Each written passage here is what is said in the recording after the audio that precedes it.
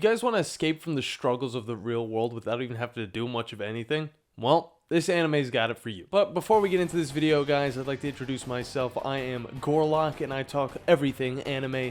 That means I watch anime, I breathe anime, I sleep anime, and I also eat anime, okay? I consume it like a fat cow in the middle of a field that's all alone and has all the grass to themselves. That's pretty much who I am. So sit back, relax, and let's get into this show. Now, today we're going to be talking about the Korean Netflix anime Lookism. And this show honestly starts out kind of pissing me off because it's focused around this kid who gets bullied constantly because he is a little bit uglier or fatter than the other kids at his school, and it really just starts off with him being pushed around by these bullies while he's in a high school bathroom, and it's very sad to watch. But the one thing that kind of brings that scene up is the woman that is smoking a cigarette with chopsticks.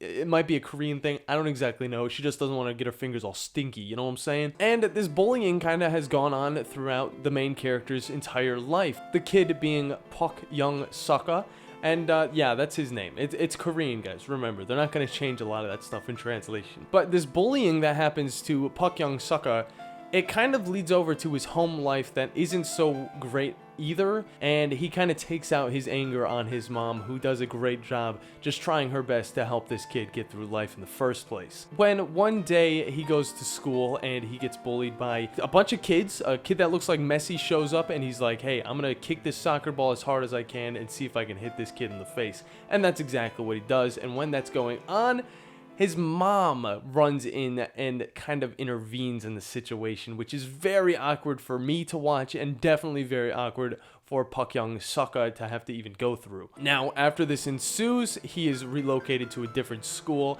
and as soon as he does get relocated to the school in the city, which I don't fully understand, I don't think it's going to get any better in the big city, kid, but yeah, just wait 1 second, because as soon as our main character does get to this big city, he gets the shit beat out of him yet again. It's literally just a reoccurring theme that happens. If you're a fat kid in Korea or wherever this is based, you're gonna get the shit kicked out of you if you ain't wearing them new Yeezys and you ain't looking like a fucking superstar. And the funny thing is all he was doing was talking to a girl after accidentally bumping into her. And this girl looked like an off-brand diva. Still very cute, but we don't get to learn too much about her later on in the show, which is another big gripe I have with this show itself. And then moving forward, Park Young-suk goes back to his house and just cries in his own sadness. It is very sad. The first episode, you're just feeling so bad for this kid. It's so embarrassing, so awkward, and you don't know really how you're gonna feel moving throughout the show. But give it some time, because it does inevitably get better. Because this is when the actual plot starts. Our main character falls asleep and he wakes up in a brand new body. Now, he doesn't fully understand this new body, but he's an absolute dime, and he also has a crazy 8-pack. Man's looking completely jacked, completely ripped, and honestly, I'd like to get a piece of that. The next day, he does show up in this new body without really understanding how to use his new ability that he has gained. And it's kind of a little sketchy. It's a little bit of a jump of the gun situation, but it's totally fine because all the girls think he's so attractive. And you know what? This is the start of another life. Literally, it is. However, it's not as good as it seems because this body also needs rest, and whenever this body goes to sleep, Young-suk's real body wakes up. So now we're thinking later on in the show this might bring a crazy dynamic, and yes, it does, don't get me wrong, but after the first time it really becomes a problem, it kind of just gets pushed to the side and we kind of don't have to deal with it again. And going back to the people who beat his ass as the fat kid, they also want to beat his ass as a beautiful kid that's going to this high school because they're kind of jealous of him. And that doesn't really work out too well for them because now Young-suk has got these abilities to be able to move quicker, jump higher, and just really just woo all the women without even trying. And this is where another one of my gripes comes up, but at the same time, it's not that big of a deal because it actually is a guilty pleasure to watch a show like this and not have to really stress about anything bad going on. Because that's kind of the whole premise of the show, is this kid does get everything kind of given to him after this new body appears in his life, and then any of the conflict that comes after is settled pretty quickly because nothing really bad can happen to this new body. And then eventually other things happen. We learn about more characters that come and go very quick, so I can't even really do a character review in this. I can really just do the mom. Now, another cool thing about this ability that Punk Hyung-suk has is he doesn't have to sleep at all. Whenever he sleeps in one of his body, he wakes up in his other body, which then inevitably leads him to getting a job at night where his fat self works. And even now that he has this beautiful body, he still gets picked on with his fat body, and a lot of awkward stuff ensues, but it doesn't matter because his beautiful body makes friends with those bullies that have been picking on his other self, which I guess no hard feelings, right? Now, let's talk about some of these characters that actually warrant a review because they're in it for more than maybe an episode. Now, Hyung-suk is a pretty cool dude, I gotta admit.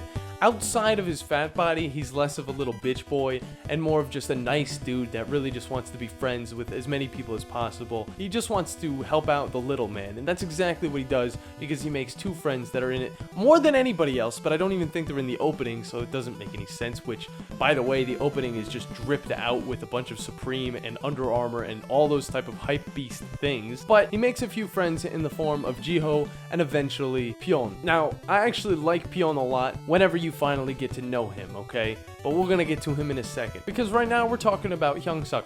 And I gotta say, he's a nice dude, he does a good job, but his fat self, kind of annoying, but you kind of learn to love him, and I gotta admit, he's not a bad character at all. So I'll give him a 7 out of 10, and depending on how you are, you can kind of relate to him in a different way. Me personally, I can't relate to half of himself, but the beautiful half on the other hand, I mean, look at me, guys. I'm beautiful. I'm joking. And the guy who beats him up first when he moves into the city is Lee. I'll say this, okay? He starts off as kind of a dickhead, but eventually turns into a cooler dude after he finally gets to know Hyung-suk at a bar where he gets drunk in like 2 sips of sake or something like that. I don't know. But he becomes a pretty cool character later on, and he eventually starts backing up Hyung-suk in his endeavors. Now, I'll give Lee a 6 out of 10 only because at first he's still a dickhead, but he does get a little bit cooler. But again, he's one of those characters that kind of gets pushed off to the side because we need to introduce this character, and that is Pyeon. Now, Pyeon is a character who is a little bit geeky, very similar to Hyung-suk in his fat form, but Pyeon has a little bit more character development than probably anybody else in the show. The kid likes Marshall Mathers, he's an aspiring rapper, and nobody's really giving him the day of light because of that, and he gets bullied hella a lot by these 3 punks that go to the school that think they're the biggest shit on earth, I will say. They're very annoying, but it's totally fine because they get what they deserve later on in the show. I guess that's a spoiler. It's whatever, guys. It's only 8 episodes, and that's another problem, but I'll get to it later. I'll give Pyeon an 8, okay? I really didn't like him at first, but he kind of got better throughout it, I will say. Now, one of my favorite characters that comes in out of nowhere is a gang leader in the form of Bosco. Now, first thing I thought of was Bosco sticks from high school. Those things were bussin', super good. But Bosco in this show is actually a really cool dude. He looks out for the little man as well, and he does like to fight non-stop, and he is one of those antagonists to our main character, Hyung-suk, throughout the entire show, until he's not later on. I'll give Bosco a 8 out of 10.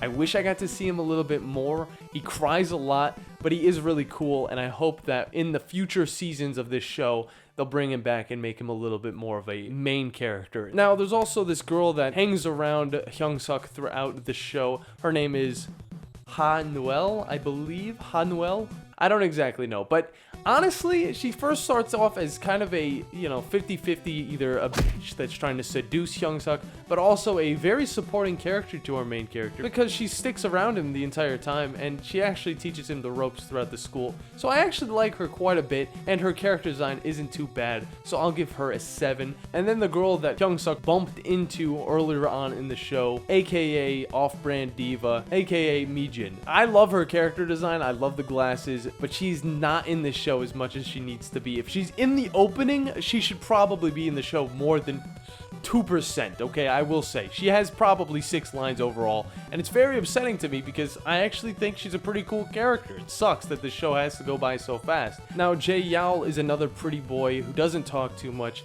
but he is filthy stinking rich, and you see how rich he is later on in the show, and he actually turns into one of my favorite characters. I'm gonna give this boy a 9 out of 10. He is a good boy. So now let's kind of get into the art. The art no complaints here. It's similar to Invincible in a way that it looks more Americanized than more like Japanese style. And I gotta say, it does it for a show like this. It doesn't really miss that much, but you can tell that it's a little bit more Korean influenced by the fighting scenes, by the emotional scenes, and just all of that goodness. And I can't really complain about it. It hit most of the time, and then when it didn't,